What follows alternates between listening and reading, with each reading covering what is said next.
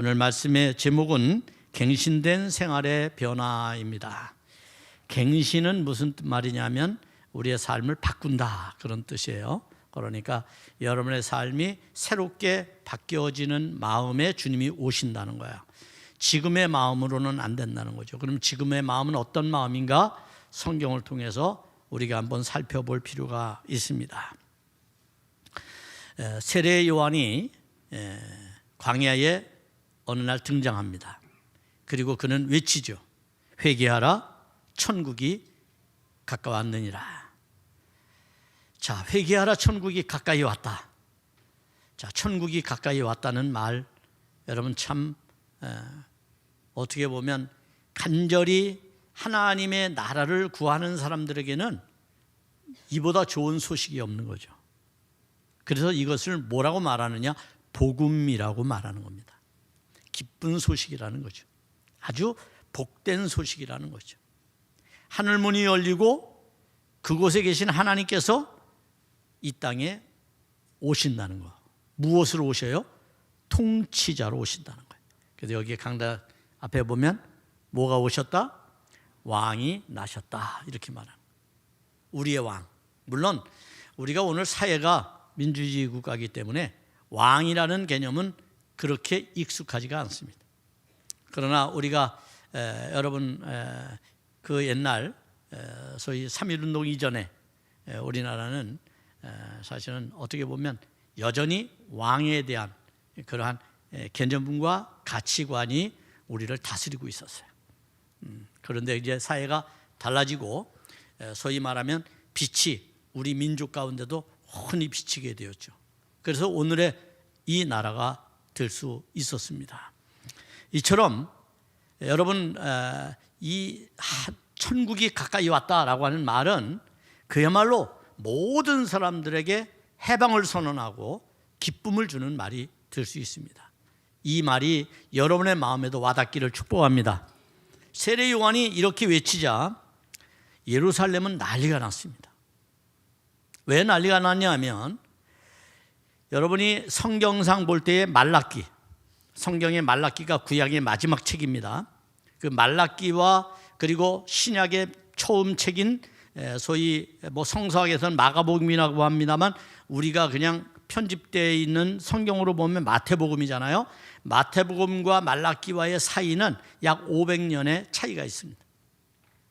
그러니까 500년 동안 이스라엘은 하나님의 말씀을 듣지 못한 거예요. 묵시라고 하는 하나님의 비밀이 그들에게 들려지지 않았던 겁니다. 가르치는 사람도 없었고 전해주는 사람도 없었고 그것에 대해서 외치고 선포하는 사람도 없었다는 거예요. 이 시기를 뭐라고 말합니까? 영적인 암흑기라고 말합니다. 오늘 우리가 이 땅에 살아가면서 정신이 깨이고 의식이 깨인다는 것은 단지 세상의 지식으로 난 놓고 기억자로 모르는 사람들이 그를 안다는 개념을 훨씬 초월하는 거라고 생각을 해야 합니다. 그래서 우리는 이러한 지성으로 세상을 살아가죠. 그런데 그것만 가지고 살 수 있을까요? 아니요, 살 수가 없습니다.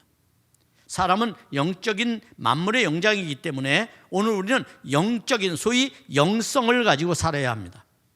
영성이야말로 우리를 완전한 인간으로 하나님 앞에 구원된 존재로 세울 수가 있기 때문입니다.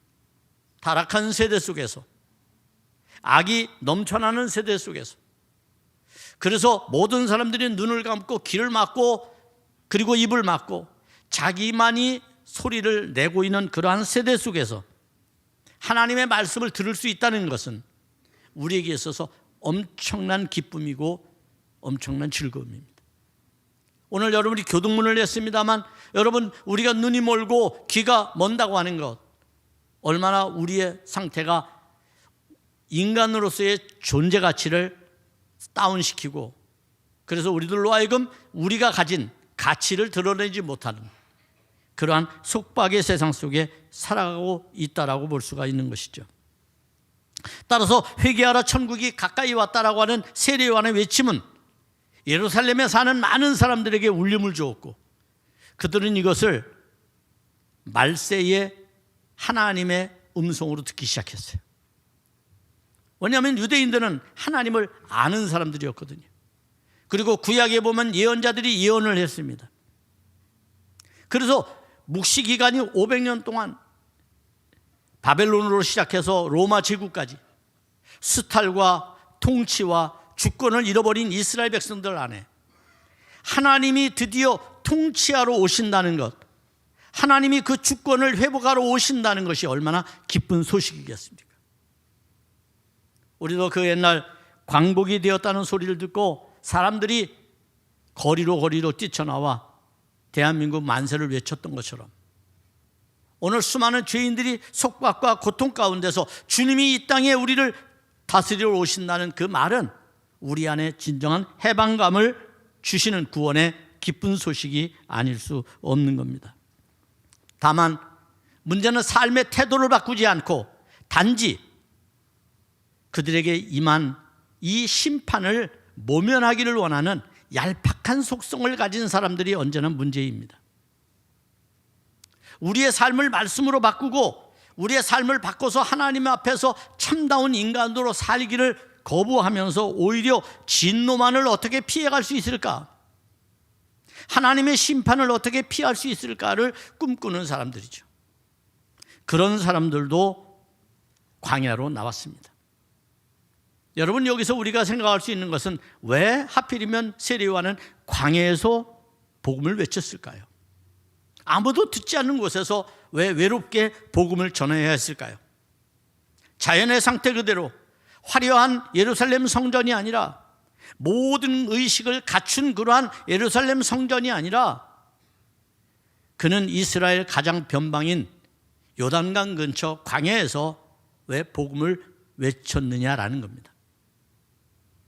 그것은 당시 사람들이 자기의 삶에 지쳐서, 자기의 삶에 귀에 빠져서 전혀 하나님의 소리를 듣고자 하는 그러한 태도들을 갖추지 않았기 때문입니다. 오늘날 도시는 번잡합니다. 복잡합니다. 바쁩니다. 생존에 내몰린 많은 사람들은 사실은 그들이 자기의 삶이 어디에 있는지도 모르고 그저 신기루 같은 그런 삶을 쫓아서 살다 보니 하나님의 소리에 귀를 닫고 살아가죠. 세상을 여러분이 보면 아우성밖에는 들리는 게 없습니다. 그들은 그들의 마음을 닫아버린 지 오래입니다. 양심을 그들 스스로가 언제부턴지 잊어버리고 말았습니다. 그러한 세상 속에서 하나님의 소리를 듣는다는 것은 어려운 겁니다. 그래서 세례요한은 광야로 나갈 수밖에 없었습니다. 진정 하나님의 말씀을 들을 수 있는 자들에게만 듣게 하려고 하는 것이죠. 들을 귀가 열린 사람들만이 하나님의 음성을 듣는 겁니다. 그래서 세례요한은 광야로 나갔습니다. 그런데 사람들은 그 광야에서 기이한 행동을 하는 세례요한을 보면서 500년 동안 듣지 못했던 하나님의 말씀을 들으니 가슴이 쿵당거렸고 종말이 찾아온 것처럼 느껴졌고, 그래서 너도 나도 세례요한에게 달려가기 시작했어요. 이런 그들을 향해서 세례요한은 독서를 내뱉기 시작합니다. 7절의 말씀입니다. 독사의 자식들아, 누가 너희에게 일러 장차 올 진노를 피하라 하더냐라고 말합니다. 그들은 독사의 자식이었습니다.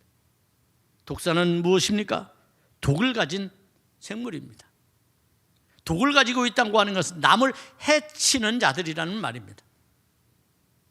지금 하나님의 말씀을 듣고자 광야로 나오던 사람들 가운데는 독사의 자식이 많았습니다. 그 대표적인 사람들은 바로 바리새인과 사두개인들이었죠. 그들은 언제나 하나님의 말씀에 적대자들이었습니다. 자신들만이 하나님을 진심으로 알고 자신들의 종교야말로 열심이고 종교에 대해 열심이고, 그리고 형식주의적인 준수를 통하여 완전한 구원에 이를 것이라고 착각하고 있던 자들이죠. 결국 그들이 세례요한에게 오는 것을 세례요한은 용납할 수가 없었습니다. 진정한 회개가 없이, 진정한 삶의 변화가 없이 그저 하나님의 말씀을 들어서 위기를 모면하려고 하는, 세례만 받고 위기를 모면하려고 하는 사람들, 우리들 중에도 있을 수 있습니다. 그저 세례만 받으면 천국 가는 줄 알고 세례만 받으면 된다고 생각하는 사람들. 그러나 세례는 공포일 뿐 그 자체로 구원을 주는 것은 아닙니다. 우리의 삶의 변화가 예수 중심으로 살겠다는 선언의 흔적일 뿐이에요. 표시일 뿐이에요. 그래서 진정한 회개야말로 우리에게 구원을 약속하는 그러한 은혜가 있다는 것을 발견하게 됩니다. 사두개인은 율법주의자들로서 형식적인 율법 준수자들이었습니다.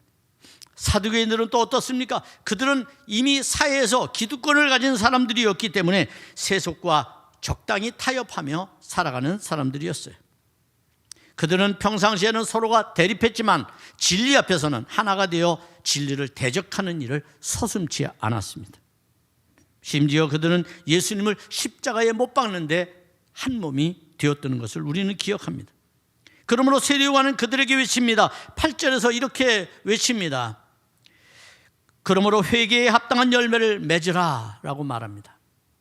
회개에 합당한 열매를 맺으라.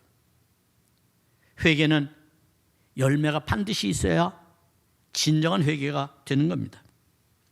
회개는 형식적으로 진행되어지지 않습니다. 말로 우리가 기도하면서 아무리 내가 회개를 많이 한다고 해서 되는 일이 아닙니다. 진정한 회개는 행동으로 옮겨지는 겁니다. 삶의 열매가 맺혀지는 겁니다. 성경은 말합니다. 그 나무는 열매로 안다고 말했습니다.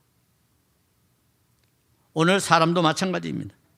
그 사람의 언어, 그 사람의 행동, 그 사람의 인격, 그 사람의 성품, 그 사람이 추구하는 삶의 가치, 이런 걸 보면 그 사람의 됨됨이를 알 수가 있습니다. 어찌 지식은 많아졌는데 사람 보는 눈은 그렇게 없나요? 오늘 이 사회, 이 현실의 문제가 사람을 잘못 봤기 때문에 생긴 문제입니다. 회개해야 합니다. 그래서 특히 우리 그리스도인들이 회개해야 됩니다. 복음보다는 정파주의에 사로잡힌 그리스도인이 얼마나 많습니까? 우리는 예수 그리스도를 통해서 참된 구원의 길을 찾고자 이 자리에 나와 있는 겁니다. 그러면 우리의 눈은 남과 달라야 합니다. 이게 거룩한 것입니다. 거룩하다는 말은 다르다는 의미입니다. 남과 똑같이 살 바에야 뭐하러 교회 나옵니까? 남과 생각하는 게 다르고 말하는 게 다르고 살아가는 삶의 가치와 목표와 수단들이 달라야죠. 그래야지 거룩한 것 아니겠습니까? 당시 바리새인과 사두개인들은 스스로를 속였던 겁니다. 그리고 겉으로 번지르르하게 외장을 포장했던 것이죠. 주님께서 알곡과 죽정이를 나누게 될 때에 알곡과 죽정이는 모두 껍데기가 있습니다. 그러나 진짜 알곡과 죽정이의 내면은 다른 것이죠. 그걸 생각한다면 우리도 하나님 앞에 진정한 회개가 무엇인지를 생각해 볼 뿐입니다. 그래서 그들의 자만심, 그들의 거짓됨을 세례요한은 이렇게 지적합니다. 8절에서 말합니다. 속으로 아브라함이 우리 조상이라고 말하지 말라라고 말합니다. 무슨 말입니까? 여러분, 이것은 교과서에서 보는 선민의식입니다. 선민의식. 내가 아브라함의 후손이라는 거죠. 아브라함의 혈통을 물려받았다는 것이죠. 이 유대민족주의자들이 이런 사람들이었어요. 그들은 하나님으로부터 선택받았기 때문에 하나님이 우리를 버리지 않는다고 생각하고 마음대로 행동했던 사람들입니다. 잠시 속이면 하나님이 모를 거라고 생각하는 거죠. 하나님은 아둔한 인간이 아닙니다. 하나님은 모든 것을 아십니다. 그렇기 때문에 스스로 아브라함의 자손이라는 우월의식 가지고 살아갈 필요는 없는 것이죠. 그런 그들에게 세례요한은 이렇게 따끔하게 지적합니다. 8절입니다. 하나님이 능히 이 돌들로도 아브라함의 자손이 되게 하시리라. 하나님은 이런 분이셔요. 하나님은 거짓된 자기의 백성 아브라함에게 나는 내 하나님이 되고 너는 내 백성이 되겠다는 그러한 계약을 맺으셨지만 그 계약은 그들이 하나님의 뜻대로 살아갈 때만 유용한 것입니다.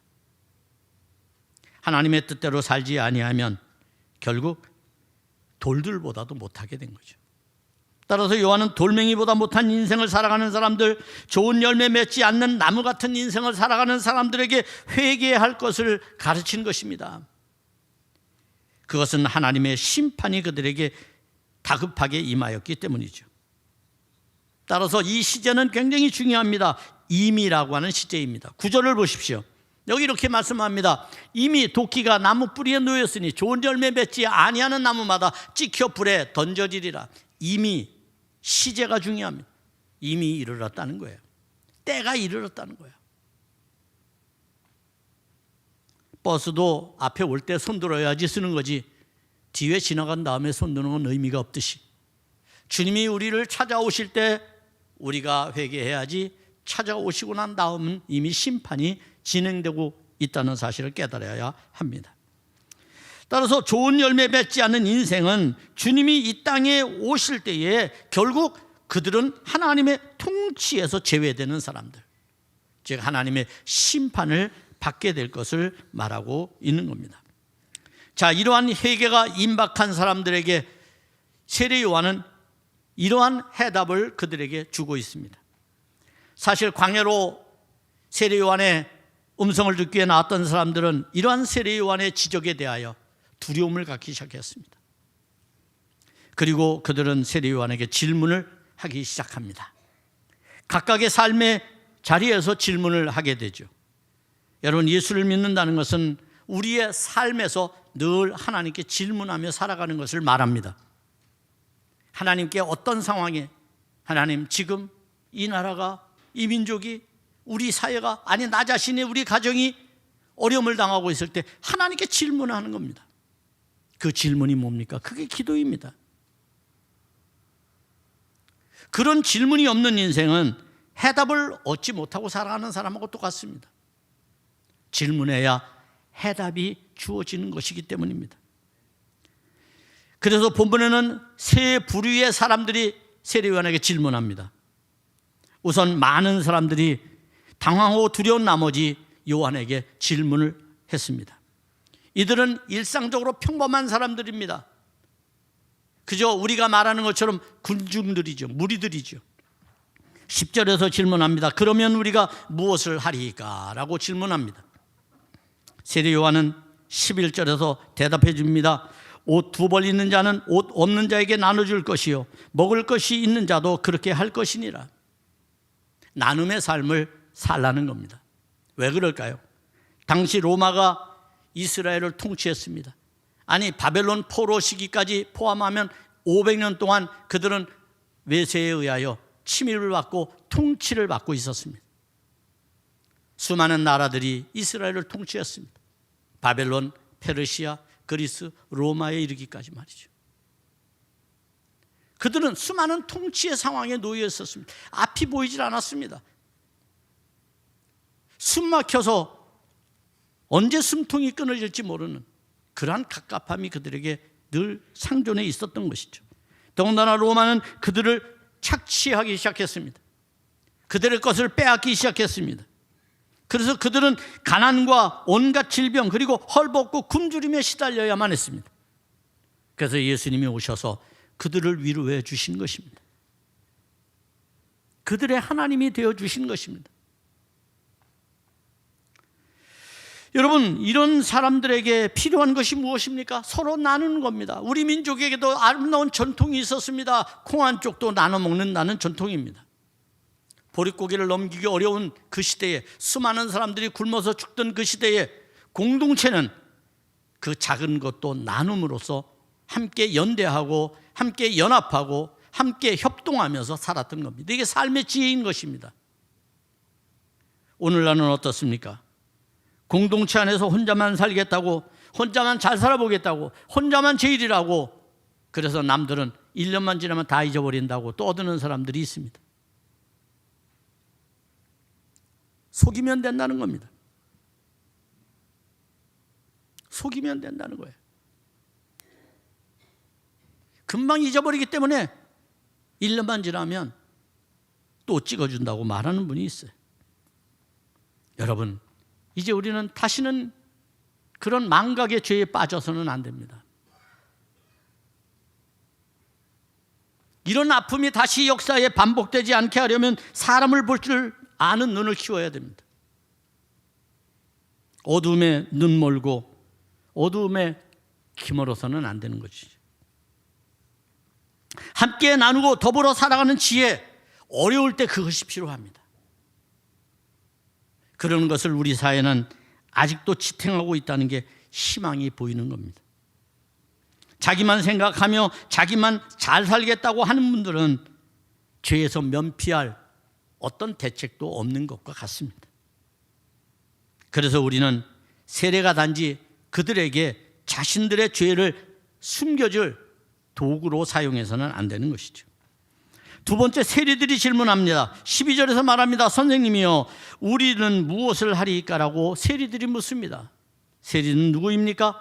바로 세금을 걷는 사람들이었습니다. 공무원이죠.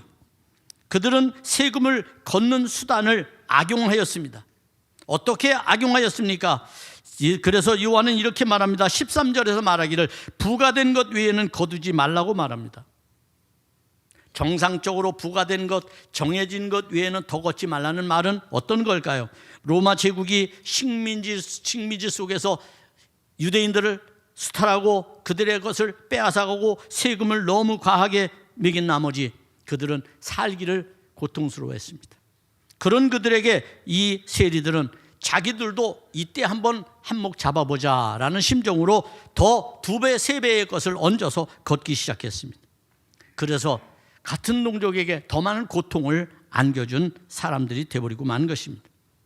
이런 사람 중에 대표적인 사람이 성경에 등장하는데 그가 누굽니까? 삭개오입니다. 삭개오.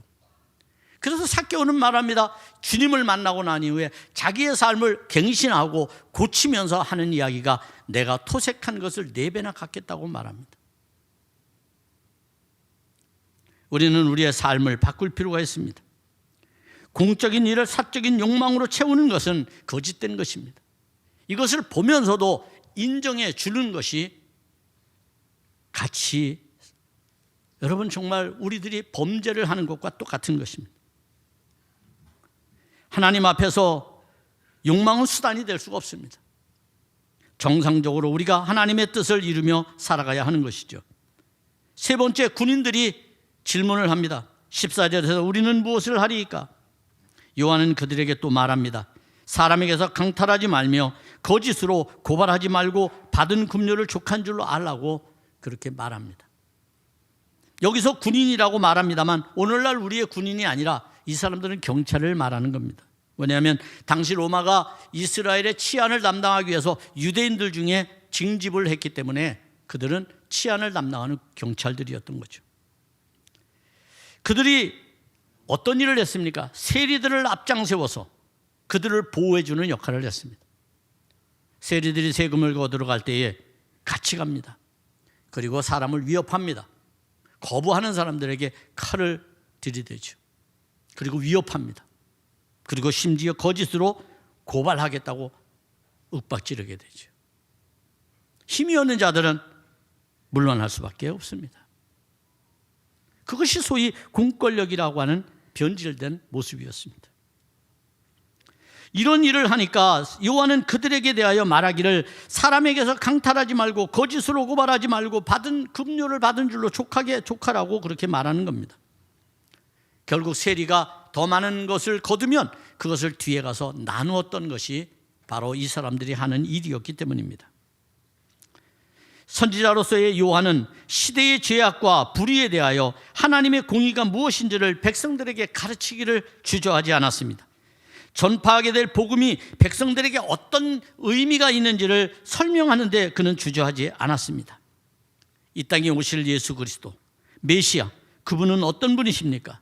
그분은 모든 사람의 죄로부터 구원을 주실 분이기 때문이죠. 하지만 유대인들은 이런 세례 요한의 외침을 보면서 감동을 받은 나머지 세례 요한을 메시아로 착각하게 됩니다.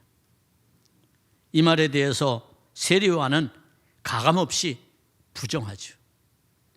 자기의 우쭐함을 내세우지 아니하고 진솔하게 그는 백성들에 대하여 자기는 어떤 존재인지를 예수님과 비교해서 설명을 하게 됩니다. 그것이 바로 16절로 17절에 나오는 말씀입니다. 여기에는 세 가지의 중요한 의미가 담겨져 있습니다. 우선 여기에서 말하는 이 말씀, 여러분 길기 때문에 여러분들이 한번 참고하시면 좋을 것 같아요. 말씀을 계속 띄워줘 주세요. 이 말씀은 우선 그리스도의 신분과 자기를 비교합니다. 예수님과 자기를 비교하죠. 그것은 첫 번째로 신분상으로 비교합니다. 자기가 하는 일과 그리스도께서 하는 일, 거기에 어떤 차이점이 있는지를 말하는 겁니다. 소위 자기가 베푸는 세례는 물 세례지만 예수님이 베푸는 세례는 성령과 불 세례라고 말합니다. 그런데 이것은 뭘 말하는 걸까요? 바로 자신이 능력자가 아니라 그리스도가 능력자라고 이야기하는 겁니다. 따라서 자신을 어떻게 표현합니까? 그분의 능력 앞에서 한도 끝도 없이 낮은 자, 자기는 한도 끝도 없이 볼품없는 자, 그래서 노예가 하는 일조차도 감당할 수 없는 그야말로 미물과 같은 존재로 자기를 소개합니다. 신발끈을 푸는 것은 종들이 하는 거였습니다. 노예가 하는 거였습니다. 그런데 그것도 감당하지 못하겠다고 세례 요한이 말할 만큼 그리스도 앞에서 자신을 끝없이 낮추는 사람이 바로 세례 요한이었습니다. 매우 겸손한 사람이죠. 두 번째로는 그리스도의 사역과 자신의 일을 비교합니다. 자기는 물로 세례를 주지만 오실 그리스도께서는 능력으로 성령과 불로 세례를 베풀 것이라고 말합니다. 성령 세례는 능력이 많으신가 주시는 구원의 세례를 의미합니다. 성령이 아니고서는 주님 앞에 나올 사람이 없기 때문입니다. 성령이 아니고서는 여러분이 주님을 그리스도라고 시인할 사람이 없기 때문입니다. 따라서 성령은 지혜의 영입니다. 여러분을 가르칩니다. 여러분을 알게 합니다. 누구를? 그리스도를 알게 합니다. 그래서 성령이 하시는 것은 이처럼 능력의 역사, 구원의 역사가 있는 겁니다. 불이란 무엇입니까? 불은 태우는 역할을 하는 것이죠. 에너지를 얻게 하는 역할을 하죠. 이와 같은 일들을 이야기해 줌으로써 결국 우선 중요한 것은 무엇입니까? 여러분, 기름을 붓는다라고 말할 때에 이 구약시대에 기름을 붓는 것은 세 부류의 사람들에게 기름을 부었어요. 왕과 선지자와 제사장에게 직분을 줄 때 기름을 부었습니다. 이때 그들은 황소의 뿔에다가 기름을 채워서 머리에 붓게 됩니다. 왜 그렇습니까? 그것은 그들에게 충분한 능력이 있다고 하는 것을 상징해 주는 의미이기 때문입니다. 황소의 뿔은 능력을 상징합니다. 그렇기 때문에 그 뿔로부터 내려오는 기름은 그들에게 충분히 적심으로써 그 능력이 있음을 말해주는 겁니다. 여러분, 성령으로 그리스도를 받아들이고 그리스도를 통하여 교회 공동체를 이루고 교회 안에서 직분을 받은 사람들은 전부 성령의 세례를 받은 사람들과 같습니다. 기름 부음을 받은 사람과 같습니다. 그것은 여러분에게 하나님께서 인정하시는, 충분히 이 사역을 감당할 수 있다라고 인정하시는 의미와 같습니다. 그러면 그 일은 무엇일까요? 사도행전 1장 8절에 보면 성령이 너희에게 임하시면 너희가 권능을 받고 내 증인이 된다라고 말씀하는 데서 우리는 우리가 가지는 권능이 무엇인지를 알게 됩니다. 곧 그리스도를 전하는 것입니다. 그리스도 복음을 전파하는 것입니다. 이제 마지막으로 요한은 예수님과 자기의 본질에 대하여 설명합니다. 지금 세례 요한은 주님이 오실 길을 닦는 존재입니다. 준비하는 자입니다. 예비하는 자라고 말할 수 있죠. 그러나 예수님은 어떤 분이십니까? 그는 17절에서 이렇게 말씀하고 있습니다. 손에 키를 들고 자기의 타작마당을 정하게 하사 알고 온 모아 곳간에 드리고 쭉정이는 꺼지지 않는 불에 태우시리라. 소위 심판의 주로 오신다는 겁니다. 회개하지 않는 자들에게 그에 합당한 심판을 내리시는 주님으로 오신다는 얘기예요. 여기에서 어떤 사람들은 또 갈등합니다. 이 말씀이 초림을 말하는 걸까, 재림을 말하는 걸까라고 말합니다. 여러분 시기적으로 보면 재림을 말한다고 볼 수 있겠죠. 왜냐하면 예수님의 사후에 되어진 예언이니까요. 예수님 사후에 승천하시고 난 다음에 이 책을 기록했으니까 재림이라고 볼 수 있습니다. 그러나 예수님의 사역은 분리될 수 없습니다. 연속성을 가지고 있습니다. 초림하여 예수님이 복음을 외칠 때부터 재림하여 그것을 완성할 때까지 이 시기를 우리는 뭐라고 말합니까? 말세라고 말합니다. 이것을 성경에서는 말세라고, 마지막 때라고 부르는 겁니다. 그렇기 때문에 지금 우리는 말세를 살고 있는 거죠. 오늘 예수님께서는 그런 의미에서 심판의 도구로서, 주체로서 이 땅에 오신다는 거예요. 이것을 은유적으로 세례 요한은 뭐라고 표현했습니까? 도끼라고 표현한 것이죠. 그런데 그게 이미 어디에 놓였습니까? 나무 뿌리에 놓였다는 거예요. 어떤 나무입니까? 열매 맺지 못하는 나무입니다. 그러므로 긴박성, 주님의 재림의 긴박성을 여기에서 설명해 주고 계십니다. 그러니 여러분 속히 회개하시기를 바랍니다. 속히 우리의 삶을 바꿔야 합니다. 생각을 바꿔야 됩니다. 계속해서 반복된 실수를 저지르는 것은 참다운 크리스찬이 아닙니다. 여전히 고집부리고 끈을 놓지 못하고 있는 세상에 끈이 있다면 성경에서 말하는 것처럼 복음의 칼로 잘라버려야 합니다. 그래야만 구원을 받을 수가 있습니다. 오늘 이 세상에 악한 사람들을 어떻게 여러분은 규정합니까? 우리는 성경대로 볼 때 악한 사람을 이렇게 규정할 수 있습니다. 그는 하나님 없이 살아갈 수 있다고 장담하는 사람들입니다. 하나님 없이 살아갈 수 있다고 장담하는 사람은 성경에서 악인으로 규정하고 있습니다. 그러면 죄의 본질은 무엇입니까? 죄의 본질은 무엇일까요? 그것은 바로 하나님을 우리의 중심에 두지 않고 살아가는 것이요. 하나님이 없다는 의식도 중요하지만 하나님을 내 마음에 모시고 내 중심에서 그분이 나를 다스리게 하지 않는 것, 그래서 내 욕망대로 내 생각대로 하는 것, 그것이 바로 죄의 본질입니다. 악인은 하나님을 내 전부로 여기지 않는 것을 지칭한다면 오늘 우리는 우리의 전부가 주님인지를 생각해 볼 필요가 있습니다. 나의 인생의 전부가 주님인지를 생각해 볼 필요가 있습니다. 따라서 우리 자신을 새롭게 하는 갱신, 우리를 바꾸는 것만이 구원에 합당한 열매를 맺는 것이고, 그런 사람들에게 주님은 기쁨으로 찾아오셔서 우리를 구원하시는 놀라운 은혜가 있음을 깨닫기를 바랍니다.